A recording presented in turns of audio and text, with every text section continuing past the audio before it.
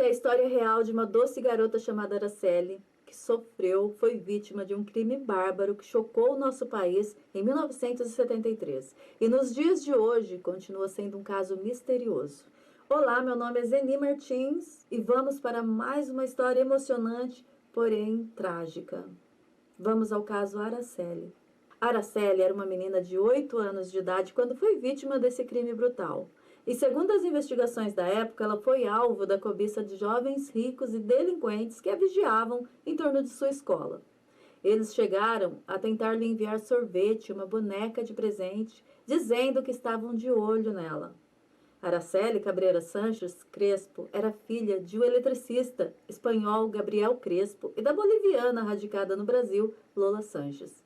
Araceli tinha um irmão, mais velho, 5 anos, e sendo a mais nova, ela era tratada como um anjinho da família, era muito bem cuidada e amada por todos.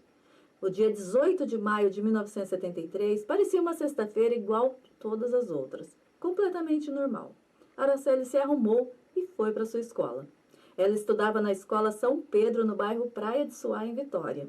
Ela pegava um ônibus sozinha para ir, para voltar, não tinha nenhum problema. Até que em uma semana ela perdeu o ônibus e voltou muito tarde para casa, deixando sua família muito preocupada. Então sua mãe pediu à direção da escola que ela fosse liberada das aulas um pouco mais cedo, para que isso não voltasse a acontecer. E assim foi feito. No dia que aconteceu os fatos, a diretora acompanhou Araceli até o portão da escola às 4h10 da tarde, para que a menina pegasse o ônibus. Nesse mesmo dia, às 4h30 da tarde, ela foi vista por um adolescente chamado Luciano Souza, e essa pessoa estava em um bar que ficava em frente ao ponto de ônibus entre os cruzamentos das avenidas Ferreira Coelho e César Ilau. Segundo Luciano, ela estava distraída, brincando com um gatinho no colo, quando ele gritou para ela tomar cuidado para não perder o ônibus. Mas ela não ouviu. E esse adolescente foi a última pessoa a ver Araceli. Depois disso, infelizmente, ela nunca mais foi vista com vida. E naquele mesmo dia, a família de Araceli, ao constatar que ela não voltou para casa, começou a procurá-la. Em pânico, mobilizaram vizinhos e entraram noite adentro fazendo buscas pela região toda. A mãe de Araceli conta que a polícia só se envolveu nas buscas pela sua filha 2 dias depois, na segunda-feira. Só no outro dia, ou na segunda-feira, parece, que foram tomadas realmente as providências. E a angústia tomou conta da família e o caso repercutiu nacionalmente. E durante as buscas, tanto a polícia quanto os pais de Araceli tinham a certeza que ela estava viva. Até mesmo para psicólogos e videntes apareceram dizendo que Araceli estava viva em algum lugar. Mas os dias foram se passando e nada da menina ser encontrada, até que 6 dias depois, no dia 24 de maio, o corpo de uma criança foi encontrada por um adolescente que estava caçando passarinhos em um terreno. O terreno se localizava atrás de um hospital, era um hospital infantil, o Hospital Menino Jesus em Vitória. O corpo estava desfigurado e em estado avançado de decomposição, e tudo indicava que era o corpo de Araceli. O pai de Araceli reconheceu, sim, o corpo da filha através de uma mancha de nascença que ela tinha em uma das pernas.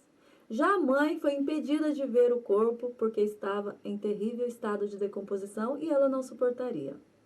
O corpo então foi levado para o Rio de Janeiro e, através da arcada dentária, conseguiram ter a certeza de que se tratava realmente da menina Araceli. Alguém tinha matado a garotinha de apenas 8 anos de idade de uma forma brutal e não se sabiam quem. Ela foi estuprada, estava sob efeitos de barbitúricos e depois seu corpo foi desovado em um matagal. Araceli foi raptada, drogada, estuprada, morta e carbonizada. A perícia concluiu que ela foi também espancada. Havia marcas de mordidas por todo o seu corpo. E o queixo de Araceli estava deslocado. E para dificultar o reconhecimento do corpo, usaram ácido para desfigurar a aparência da menina. A causa da morte, segundo os peritos, foi intoxicação por barbitúricos e asfixia. Mas quem fez isso?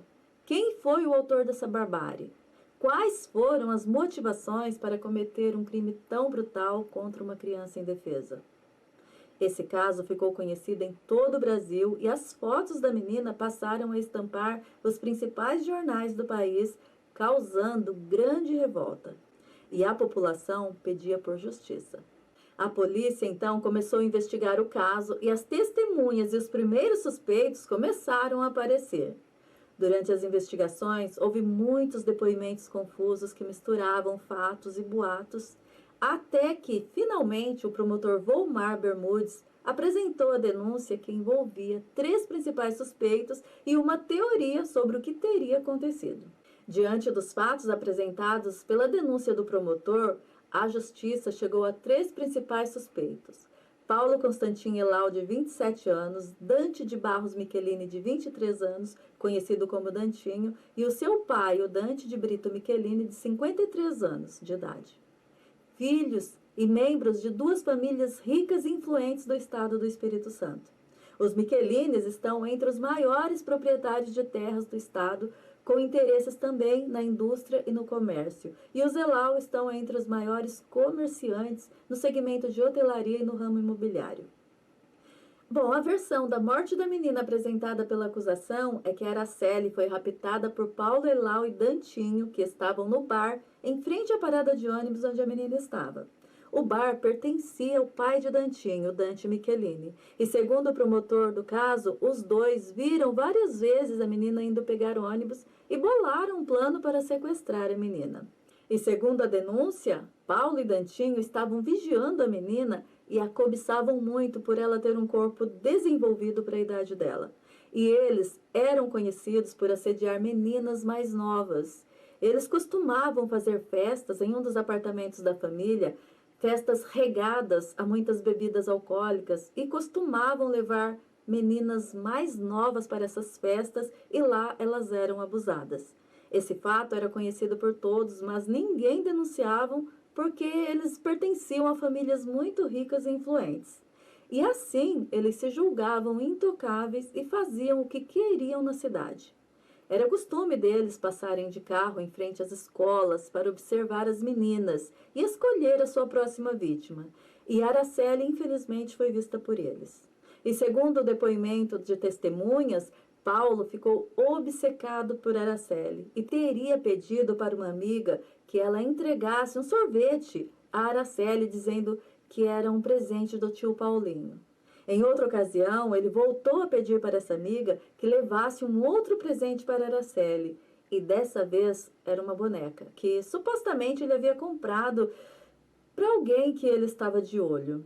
E segundo o depoimento dessa testemunha, ela nunca entregou esses presentes e também revelou que no dia que o corpo foi levado para o matagal, ele a levou até lá para ver o corpo, dizendo que havia feito uma grande besteira. Mas o acusado negou tudo, disse que era tudo uma grande mentira, que nunca tinha visto a tal boneca e que as denúncias eram todas falsas. Mais tarde, a testemunha chegou a levar a boneca ao tribunal, mas por medo acabou desmentindo o próprio testemunho. E a teoria que prevaleceu no caso foi que Araceli foi sequestrada e levada para uma propriedade de Dante Michelini. Nesse lugar, ela foi supostamente drogada, agredida e estuprada por Dantinho e Paulo. A acusação também afirmou que Araceli foi torturada por 72 horas e o excesso de barbitúricos a deixou em coma. Os 2 agressores tentou então levá-la a um hospital, mas ela morreu no caminho. E em depoimento, uma das cozinheiras dos Michelini contou que levou pratos de comida para Araceli várias vezes enquanto ela esteve presa na casa. A cozinheira também diz ter sido ameaçada e após esse depoimento passou a fugir com medo. E havia uma boa razão para ela ter medo, pois segundo reportagens da época, este caso produziu 14 mortes, desde possíveis testemunhas até mesmo pessoas interessadas em desvendar o crime. Entre eles, a morte do sargento José Homero Dias. Ele, quando estava prestes a finalizar as investigações, foi morto com um tiro nas costas. E a denúncia do promotor Volmar Bermudes ainda afirmava que Dante Michelini usufruía das influências de ligações que tinha com a polícia para dificultar o trabalho das investigações. E surgiram denúncias de subornos de policiais e álibis forjados. Então os anos se passaram e o caso continuava sem solução. E segundo a promotoria, não havia provas materiais de quem era o assassino. Até que, em 1980, o juiz Hilton Cille estava convencido que os 3 suspeitos teriam participado do crime contra Araceli. E, finalmente, o julgamento começou e as famílias Elau e Michelini contrataram 12 dos melhores advogados de Vitória para destituir as provas do crime. E no final do julgamento, o juiz Hilton Cille condenou Dante, o pai, a 5 anos de prisão por ter permitido o cárcere da garota, e Dantinho e Elau a 18 anos por assassinato, além de uma multa de 18 mil cruzeiros. E depois do julgamento, ele deu uma entrevista onde afirmou que havia farta prova testemunhal. Porém, a família Michelini, sendo poderosa e sendo grande influência no estado do Espírito Santo, não iria desistir tão fácil. Eles recorreram antes mesmo de serem presos e conseguiram fazer com que o Tribunal de Justiça do Espírito Santo anulasse toda a sentença. E o caso voltou a ser investigado. O processo passou então para o juiz Paulo Copolillo, que gastou 5 anos só para estudar o processo.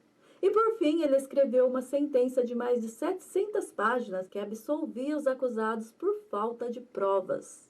E a conclusão foi que a condenação realmente deveria ser anulada porque não havia prova suficiente para culpar os acusados. Por fim, nenhum dos 3 acusados chegou a cumprir pena pelo crime. E depois da anulação da condenação, o caso Araceli foi arquivado pela Justiça e permanece até hoje sem solução. E após a morte de Araceli, seus pais se divorciaram e a mãe Lola voltou para a Bolívia, onde se casou novamente e teve outras 2 filhas. O pai Gabriel também se casou e teve uma filha e um filho. O pai morreu no ano de 2001. Já Lola é viúva e continua morando na Bolívia. A família de Araceli permaneceu em silêncio durante muitos anos e só em 2016 o irmão da garota, Carlos Cabreira Crespo, finalmente resolveu falar. Hoje ele vive no Canadá junto com a esposa e os filhos. Carlos diz que ficou a sensação de impunidade e não tem um só dia que ele não pense em sua irmã. Ele afirma também que acredita numa única justiça que não falha, que é a justiça de Deus. Paulo e Dantinho continuam vivos e moram no Espírito Santo. Já Dante Michelini, que na época do crime tinha mais de 50 anos, hoje é falecido. E durante muito tempo, o corpo de Araceli foi deixado intocado na gaveta do Instituto Médico Legal, pois ninguém tinha coragem de investigar o caso que envolvia as famílias mais poderosas do Espírito Santo. O corpo de Araceli só foi sepultado 3 anos depois de seu assassinato e a data de 18 de maio, o dia em que Araceli desapareceu, foi escolhida para celebrar o Dia Nacional de Combate ao Abuso e Exploração Sexual de Crianças e Adolescentes, visando conscientizar a sociedade e as autoridades sobre a gravidade dos crimes de violência sexual cometidos contra menores. Esse é um dos tristes casos em que os culpados nunca foram responsabilizados e a impunidade foi o que restou desse crime tão terrível.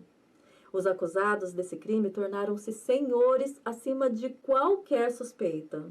E com o caso arquivado, a impunidade infelizmente prevaleceu. Se você já conhecia o caso Araceli, espero que você tenha tirado algumas dúvidas importantes, que o caso é tão antigo, mas que muitas vezes a gente não conhece o caso, não é verdade? Não esqueça de deixar o seu gostei para fortalecer o canal e até a próxima história. Tchau, tchau.